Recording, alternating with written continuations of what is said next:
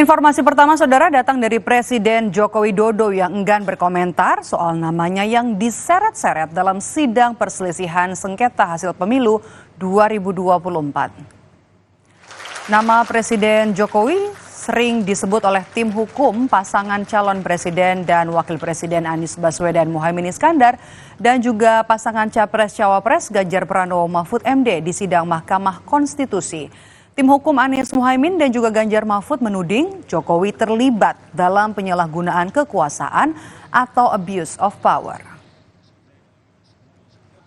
Bapak Presiden disebut-sebut namanya sebagai abuse of power dan lain sebagainya. Abuse of power untuk apa? Saya tidak mau berkomentar yang berkaitan dengan MK, ya. Sebelumnya, saudara, nama Presiden Jokowi disebut-sebut dalam sidang perdana gugatan sengketa Pilpres di Mahkamah Konstitusi pada Rabu kemarin. Bambang Wijoyanto, tim kuasa hukum dari Anies Muhaimin, menyebut ada intervensi dari Presiden Jokowi di Pilpres yang membuat suara pasangan Prabowo Gibran meroket, salah satunya lewat penyaluran bansos. Pelanggaran berupa pelibatan lembaga kepresidenan untuk kepentingan Paslon 02 nampak dan terbukti dari kampanye terselubung oleh Presiden Jokowi dalam berbagai kunjungannya. Ini nanti akan kami jelaskan di bagian lain.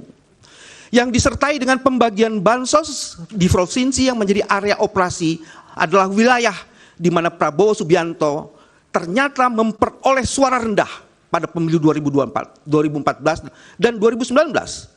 Dengan sasaran pemilih diperkirakan 27 juta. Sementara itu, saudara, Ketua Tim Hukum Ganjar Mahfud, Todung Mulya Lubis, menyebut Presiden Joko Widodo melakukan nepotisme di gelaran Pilpres 2024 yang melahirkan abuse of power atau penyalahgunaan wewenang untuk memenangkan pasangan Prabowo Gibran dalam satu putaran.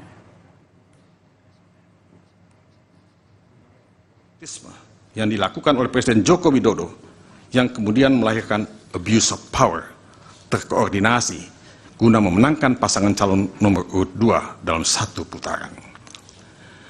Nepotisme yang dilakukan oleh Presiden Joko Widodo dalam Pilpres 2024 dilakukan begitu rapi, secara terstruktur, sistematis dan masif yang pada akhirnya membuat Pilpres 2024 hanya menjadi aksi teatrikal belaka.